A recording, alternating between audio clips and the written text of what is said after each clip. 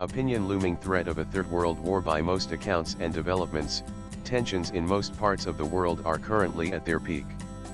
Conflicts in Europe, the Middle East and Asia show grave signs of escalating, suggesting the possibility of a third world war taking place in the not-too-distant future. No real guesswork is required to identify the leaders responsible for these simmering and sudden conflagrations.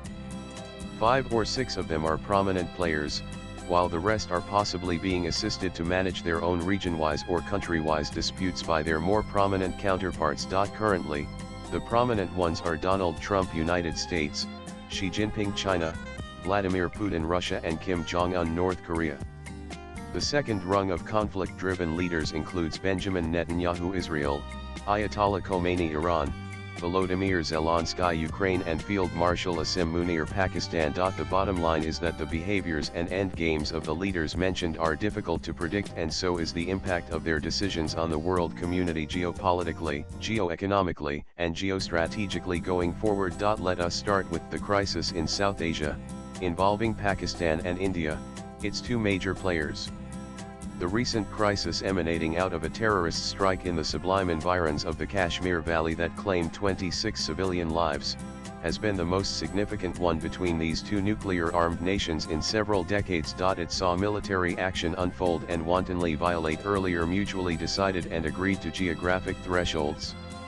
It saw state-of-the-art weaponized systems being used and tested for the first time, with telling impacts produced on the ground. It concluded with intense and high-level diplomatic engagement, with the US government indirectly stroking its keys, though India pointedly denied such third-party intervention. For the first time, we also saw unprecedented levels of misinformation and disinformation being circulated, both at the diplomatic and the military level, in attempting to project and secure home advantage over what actually transpired between Islamabad and New Delhi during May 7 to 10. The 4-day India-Pakistan conflict.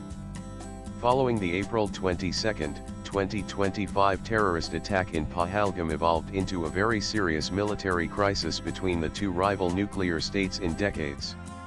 Several military and political conclusions surfaced during and after the crisis, as for example, India demonstrated her ability to deliver precise standoff attacks across large parts of Pakistan on all 4 days of the conflict, particularly on May 7 and May 10. Pakistan, on the other hand, exposed its air defense vulnerability in the face of an Indian aerial attack. Both sides also made the world aware of how seriously they viewed the threats from the air. Politically and diplomatically, the India-Pakistan interaction, if any, remains crisis-prone, and these only have the potential to escalate in terms of severity over the passage of time. Both sides were successful in calibrating and managing their respective escalatory levels. The crisis in South Asia was costly in terms of loss of human lives and expended or destroyed military equipment. Will those costs prompt them to proceed with care and caution in bilateral ties, out of fears of dangerous spillover effect and impact on the extended region? Only time will tell. The latest confrontation, however, underscores the point that South Asia could be one of the most likely theaters of a long drawn-out war, a nuclear war if you will, even if situation is not immediately imminent. The Russia-Ukraine war is now in its 4th year and is showing no signs of abating anytime soon.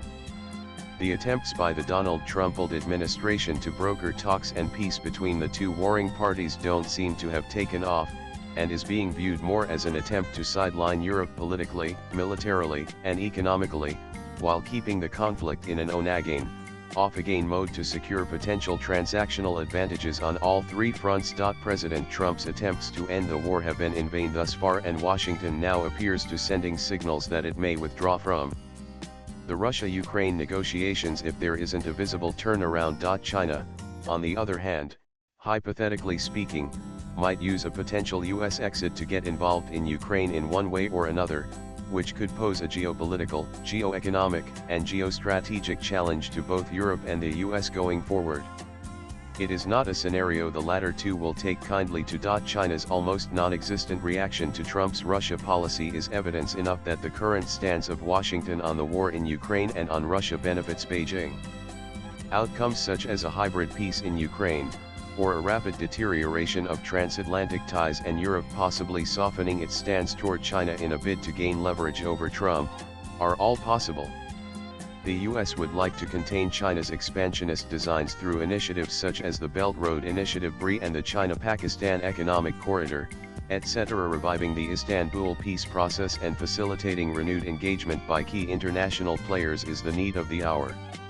Yet major questions persist, such as can Ukraine's audacious strikes on Russia shift the war's trajectory? How long can Ukraine sustain and endure the prolonged conflict? Or, can the main actors in the ongoing war, Ukraine, Russia, US, NATO and the European Union, overcome current trust deficits to forge a durable peace, or will they facilitate a conflict or conflicts that escalate and cause more irreparable damage? Then there is the China-US-Taiwan standoff, which has the potential of escalating into a full-blown war. North Korea's decision to carry out multiple nuclear and ballistic missile tests has raised global concerns about its ability to strike targets far beyond the Korean peninsula at a time of its choosing. Current regional instability has heightened North Korea's tensions with South Korea and Japan, both major US allies in the region, and led to the increased military presence of the US and its allies.